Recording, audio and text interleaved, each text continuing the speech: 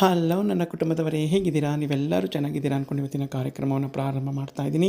ಮುಂದೆ ಗಣಪತಿ ಹಬ್ಬ ಬರ್ತಾ ಇದೆ. ಆ ಗಣಪತಿ ಹಬ್ಬಕ್ಕೆ ಈ ರೀತಿಯಾದ ಕೆಂಪು ಚಟ್ನಿ ಮತ್ತು ಮೃದುವಾದ ಮಸಾಲೆ ಇಡ್ಲಿಯನ್ನು ಮಾಡ್ಕೊಳ್ಳಿ. ಮಾಡೋ ವಿಧಾನ ಸಂಪೂರ್ಣವಾಗಿ ತೋರಿಸಿದ್ದೀನಿ. ಕೇವಲ ಎರಡೇ ಪದಾರ್ಥಗಳನ್ನ ಉಪಯೋಗಿಸ್ಕೊಂಡು ನಾವು ಎಷ್ಟು ಮೃದುವಾಗಿ ಇಡ್ಲಿಯನ್ನು ಮಾಡ್ಕೋಬಹುದು ಅನ್ನೋ ವಿಧಾನವನ್ನು ಸಂಪೂರ್ಣವಾಗಿ ತೋರಿಸಿದ್ದೀನಿ. ವಿಡಿಯೋ ಇಷ್ಟ ಆದರೆ ಲೈಕ್ ಮಾಡಿ, ಶೇರ್ ಮಾಡಿ, ನನ್ನ ಚಾನಲ್ನ ಸಬ್ಸ್ಕ್ರೈಬ್ ಮಾಡಿಕೊಂಡು ಪಕ್ಕದಲ್ಲಿರ್ತಕ್ಕಂಥ ಬೆಲ್ ಬಟನ್ನ ಪ್ರೆಸ್ ಮಾಡಿ. ನಾನು ಹಾಕೋ ವಿಡಿಯೋ ನೋಟಿಫಿಕೇಷನ್ ಮೊದಲೇ ನಿಮಗೆ ತಲುಪುತ್ತೆ. ನಿಮ್ಮ ಸಪೋರ್ಟ್ ಕೂಡ ನನಗೆ ಸಿಗುತ್ತೆ. ಮುಂದೆ ಗಣಪತಿ ಹಬ್ಬ ಬರ್ತಾ ಇದೆ. ಈ ರೀತಿ ಮೃದುವಾದ ಇಡ್ಲಿಯನ್ನು ಬೆಳಗಿನ ಉಪಹಾರಕ್ಕೆ ನೀವು ಮಾಡ್ಕೋಬೋದು. ತಡ ಯಾತಕ್ಕೆ, ಬನ್ನಿ ವಿಡಿಯೋ ಕಂಟಿನ್ಯೂ ಆಗುತ್ತೆ. ಸಂಪೂರ್ಣವಾಗಿ ವಿಡಿಯೋನ ನೋಡಿ ಎಲ್ಲರಿಗೂ ಸಾಧ್ಯವಾದಷ್ಟು ಶೇರ್ ಮಾಡಿ. ತುಂಬ ಮೃದುವಾಗಿ ಚೆನ್ನಾಗಿರುತ್ತೆ. ಸ್ನೇಹಿತರೆ ನೋಡಿ, ನಾನು ಈ ಗ್ಲಾಸ್ನ ಅಳತೆಯಲ್ಲಿ 1.5 ಗ್ಲಾಸ್ನಷ್ಟು ಉದ್ದಿನ ಬೇಳೆಯನ್ನು ತಗೊಂಡು ಚೆನ್ನಾಗಿ ತೊಳೆದು 2-3 ಬಾರಿ ಚೆನ್ನಾಗಿ ತೊಳೆದು ನಾನು ನೆನೆ ಹಾಕ್ಕೊತಾ ಇದ್ದೀನಿ. ಉದ್ದಿನ ಕಾಳಿದ್ರೂ ನಿಮ್ಮ ಹತ್ರ ನಡೆಯುತ್ತೆ. ಸುಮಾರು ಒಂದು 4-5 ಗಂಟೆಗಳ ಕಾಲ ನಾವು ಇದನ್ನು ನೆನೆಸ್ಕೋಬೇಕು. ಚೆನ್ನಾಗಿ ತೊಳೆದು ನೆನೆಸ್ಕೊಳ್ಳಿ. ನೋಡಿ, ಸುಮಾರು 5 ಗಂಟೆಗಳ ಕಾಲದಿಂದ ನಾನು ಚೆನ್ನಾಗಿ ತೊಳೆದು ನೆನೆ ಹಾಕ್ಕೊಂಡಿದ್ದೆ. ನೋಡಿ, ಸ್ವಲ್ಪ ಕೂಡ ಧೂಳಿಲ್ಲ. ಈಗ ಇದೇ ನೀರಿನಲ್ಲಿ ನಾವು ಇದನ್ನು ನುಣ್ಣಗೆ ರುಬ್ಕೊಂಡು ಬರಬೇಕು. ಬನ್ನಿ ಈಗ ರುಬ್ಕೊಂಡು ಬರೋಣ. ಸ್ನೇಹಿತರೆ ನೋಡಿ, ಈ ವಿಧಾನಕ್ಕೆ ನುಣ್ಣಗೆ ಮತ್ತು ಗಟ್ಟಿಯಲ್ಲಿ ನಾನು ರುಬ್ಕೊಂಡಿದ್ದೀನಿ. ಗಟ್ಟಿಯಾಗಿ ಈ ಒಂದು ವಿಧಾನದಲ್ಲಿ ರುಬ್ಕೊಂಡ್ರೆ ಸಾಕು. ಈಗ ಇದಕ್ಕೆ ನಾನು ಭಾಗ್ಯಲಕ್ಷ್ಮಿ ಬ್ರ್ಯಾಂಡ್ನವರ ಇಡ್ಲಿ ರವೆಯನ್ನು ತೊಗೊಂಡು ಒಂದು 4 ಗಂಟೆಗಳ ಕಾಲ ಚೆನ್ನಾಗಿ ತೊಳೆದು ನೆನೆ ಹಾಕ್ಕೊಂಡಿದ್ದೀನಿ. ತುಂಬ ಧೂಳಿರುತ್ತೆ. ಚೆನ್ನಾಗಿ ತೊಳೆದು ನೀವು ನೆನೆ ಹಾಕ್ಕೋಬೇಕು. ಇದೇ ಗ್ಲಾಸ್ನ ಅಳತೆಯಲ್ಲಿ ನಾನು 3 ಗ್ಲಾಸ್ ಹಾಕ್ಕೊಂಡಿದ್ದೀನಿ. 1.5 ಗ್ಲಾಸ್ ಉದ್ದಿನ ಬೇಳೆಗೆ 3 ಗ್ಲಾಸ್ ಇಡ್ಲಿ ರವೆ ಸಾಕು. ನೀವು ಅಕ್ಕಿ ಹಾಕ್ಕೊಳ್ಳೋದಾದರೆ 2 ಗ್ಲಾಸ್ ಅಕ್ಕಿಗೆ 1.5 ಗ್ಲಾಸ್ ಉದ್ದಿನಬೇಳೆ ಹಾಕ್ಕೊಳ್ಳಿ. ತುಂಬ ಮೃದುವಾಗಿ ಚೆನ್ನಾಗಿ ಬರುತ್ತೆ. ಈಗ ನಾನು ನೀರನ್ನೆಲ್ಲ ಸೋರು ಹಾಕಿ ಹಿಂಡಿ ಇದಕ್ಕೆ ಮಿಕ್ಸ್ ಮಾಡಿ ಉಪ್ಪು ಹಾಕಿ ಚೆನ್ನಾಗಿ ತಿರುವಿಟ್ಟು ನಂತರ ನಿಮಗೆ ಶೇರ್ ಮಾಡ್ತೀನಿ. ಸ್ನೇಹಿತರೆ ನೋಡಿ, ನಾನು ಇಡ್ಲಿ ರವೆಯನ್ನು ಸಹ ನೀರನ್ನೆಲ್ಲ ಚೆನ್ನಾಗಿ ಹಿಂಡಿ ಹಾಕ್ಕೊಂಡು ನಂತರ ಉಪ್ಪು ಹಾಕಿ ಚೆನ್ನಾಗಿ ನನ್ನ ಅಂಗೈಯಲ್ಲಿ ತಿರುವಿಟ್ಟಿದ್ದೀನಿ. ಈಗ ಇದನ್ನು ನಾನು ಮುಚ್ಚಿಟ್ಬಿಡ್ತೀನಿ.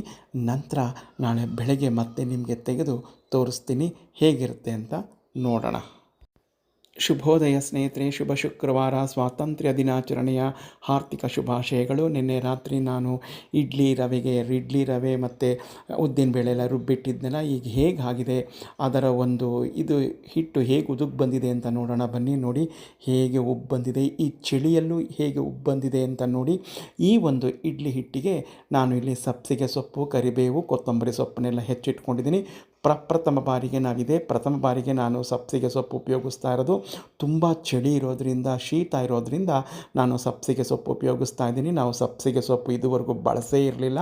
ಅದು ಸ್ವಲ್ಪ ಉಷ್ಣ ಇರೋದರಿಂದ ಈಗ ನಾನು ಬಳಸ್ತಾ ಇದ್ದೀನಿ. ಇದರ ಜೊತೆಗೆ ನಾನು ಜೀರಿಗೆಯನ್ನು ಸಹ ಬಳಸಿದ್ದೀನಿ. ಈ 3 ಸೊಪ್ಪುಗಳನ್ನು ಸಣ್ಣದಾಗಿ ಹೆಚ್ಚಿಟ್ಕೊಂಡಿದ್ದೀನಿ. ಈಗ ಇದನ್ನೆಲ್ಲ ಈ ಸಂಪಣಕ್ಕೆ ಹಾಕಿ ನಾವು ತಿರುವು ಹಾಕೋಣ. ಇದ್ರ ಜೊತೆಗೆ ನೀವು ಹಸಿಮೆಣಸಿನ್ಕಾಯಿ, ಕಾಳು ಮೆಣಸು ಎಲ್ಲವನ್ನು ಹಾಕ್ಕೋಬೋದು. ಬಟ್ ನಾನು ಅದೇನು ಹಾಕ್ಕೊಂಡಿಲ್ಲ. ಈ ರೀತಿ ಮಾಡ್ಕೋತಾ ಇದ್ದೀನಿ. ಮುಂಬರುವ ಗಣಪತಿ ಹಬ್ಬಕ್ಕೆ ನೀವು ಇದೇ ರೀತಿ ಮಾಡ್ಕೊಳ್ಳಿ. ತುಂಬ ರುಚಿಯಾಗಿ, ಮೃದುವಾಗಿ, ಬಹಳ ಸುಲಭವಾಗಿ ನಾವು ಈ ಒಂದು ಇಡ್ಲಿಯನ್ನು ಮಾಡ್ಕೋಬೋದು. ನೀವೇ ನೋಡ್ತಾ ಇದ್ದೀರಲ್ಲ, ಮುಂದೆ ವಿಡಿಯೋನ ಸಂಪೂರ್ಣವಾಗಿ ನೋಡಿ. ಆವಾಗ ನಿಮಗೆ ಗೊತ್ತಾಗುತ್ತೆ. ಕೇವಲ 2 ಪದಾರ್ಥವನ್ನು ಬಳಸಿ ಇಷ್ಟು ಚೆನ್ನಾಗಿ, ಇಷ್ಟು ಮೃದುವಾಗಿ ನಾವು ಮಾಡ್ಕೋಬೋದಾ ಅನಿಸುತ್ತೆ. ತುಂಬ ರುಚಿಯಾಗಿರುತ್ತೆ ಸ್ನೇಹಿತರೆ, ಒಮ್ಮೆ ಟ್ರೈ ಮಾಡಿ. ಸ್ನೇಹಿತರೆ ನೋಡಿ, ಸೊಪ್ಪುಗಳು, ಜೀರಿಗೆ ಎಲ್ಲವನ್ನು ಹಾಕಿ ಮಿಕ್ಸ್ ಮಾಡಿಟ್ಟಿದ್ದೀನಿ. ಈಗ ಇಡ್ಲಿ ಪಾತ್ರೆಯನ್ನು ನೀರು ಹಾಕಿ ಕುದಿಯೋಕ್ಕೂ ಸಹ ಇಟ್ಟಿದ್ದೀನಿ. ಈಗ ಇಡ್ಲಿ ತಟ್ಟೆಗಳಿಗೆ ಎಣ್ಣೆ ಸವರಿ ಸಂಪಣ ಬಿಟ್ಕೊಳ್ಳೋಣ. ನೋಡಿ, ಇಡ್ಲಿ ತಟ್ಟೆಗಳಿಗೆಲ್ಲ ಎಣ್ಣೆ ಸವರಿ ಸಂಪಣವನ್ನು ಬಿಟ್ಕೊಂಡಿದ್ದೀನಿ. ನೀವು ತುಪ್ಪ, ಬೆಣ್ಣೆ ಏನು ಬೇಕಾದ್ರೂ ಸವರ್ಕೋಬೋದು. ಇಡ್ಲಿ ಪಾತ್ರೆಯಲ್ಲಿ ಇಟ್ಟಿದ್ದೀನಿ ನೀರನ್ನು. ಈಗ ಸ್ವಲ್ಪ ಕುಟ್ಬಿಟ್ಟಿದ್ದಾನೆ. ಗಾಳಿ ಹೋಗಲಾಡಿಸಿ ನಾವೀಗ ಬೇಯೋಕ್ಕಿಡೋಣ. ಬೆಂದ ನಂತರ ನಾನು ನಿಮಗೆ ತೋರಿಸ್ತೀನಿ. ಸ್ನೇಹಿತರೆ ನೋಡಿ, ಇಡ್ಲಿ ತೆಗೆದಿದ್ದೀನಿ. ಬಿಸಿ ಇದೆ. ಅದು ತಣ್ಣಗಾದಮೇಲೆ ನಾನು ತೆಗೆದು ತೋರಿಸ್ತೀನಿ. ನೋಡಿ, ಕೆಂಪು ಚಟ್ನಿ, ಬಿಡದಿಯ ಚಟ್ನಿಗೆ ರುಚಿಯಾಗಿ ನಾವು ಮನೆಯಲ್ಲೇ ಮಾಡ್ಕೋಬೋದು. ಇದನ್ನು ಸಹ ಮುಂದೆ ಅಪ್ಲೋಡ್ ಮಾಡ್ತೀನಿ. ಈಗ ಇಡ್ಲಿ ಮಾತ್ರ ಅಪ್ಲೋಡ್ ಮಾಡಿದ್ದೀನಿ. ಈಗ ತಣ್ಣಗಾಗಿದೆ. ಒಂದು ಪಾತ್ರೆಯಲ್ಲಿ ನೀರನ್ನು ಇಟ್ಕೊಂಡು ಸ್ಪೂನ್ನ ನೀರಿಗೆ ಹಚ್ಚಿಕೊಂಡು ಈಗ ನಾವು ಇಡ್ಲಿಯನ್ನು ತೆಗೆದು ನಿಮಗೆ ತೋರಿಸ್ತೀನಿ. ನಾನು ಒಂದು ಕೈಯಲ್ಲಿ ಕ್ಯಾಮ್ರಾ ಇಟ್ಕೊಂಡು ತೆಗಿತಾ ಇದ್ದೀನಿ, ಆದ್ದರಿಂದ ಸ್ವಲ್ಪ ಈ ರೀತಿ ತಡ ಆಗುತ್ತೆ. ಬಟ್ ತುಂಬ ಮೃದುವಾಗಿ ನೋಡಿ, ಎಲ್ಲಿಗೂ ಕಚ್ಕೊಳ್ಳದೆ, ಪಾತ್ರೆಗೆ ತಟ್ಟೆಗೆ ಕಚ್ಕೊಳ್ಳದೆ ಬರುತ್ತೆ. ಎಷ್ಟು ಮೃದುವಾಗಿದೆ ಅಂತ ನಾನು ನಿಮಗೆ ತೋರಿಸ್ತಾ ಇದ್ದೀನಿ. ತುಂಬ ಚೆನ್ನಾಗಿರುತ್ತೆ. ಒಮ್ಮೆ ಈ ರೀತಿ ಮೃದುವಾದ ಇಡ್ಲಿಯನ್ನು ಕೇವಲ ಎರಡೇ ಪದಾರ್ಥನ ಇಲ್ಲಿ ಬಳಸಿರೋದು, ಉದ್ದಿನಬೇಳೆ ಮತ್ತು ಇಡ್ಲಿ ರವೆ.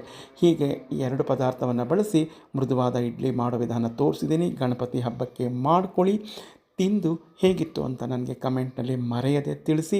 ನಾಳೆ ಮತ್ತೊಂದು ಇಂಟರೆಸ್ಟಿಂಗ್ ವಿಡಿಯೋಂದಿಗೆ ಬರ್ತೀನಿ. ನೋಡಿದ್ರಲ್ಲ ಎಷ್ಟು ಮೃದುವಾದ ಇಡ್ಲಿ ಸುಲಭವಾಗಿ ನಾವು ಮಾಡ್ಕೋಬೋದು ಅಂತ. ನಾಳೆ ಮತ್ತೊಂದು ಇಂಟರೆಸ್ಟಿಂಗ್ ವಿಡಿಯೋಂದಿಗೆ ಬರ್ತೀನಿ.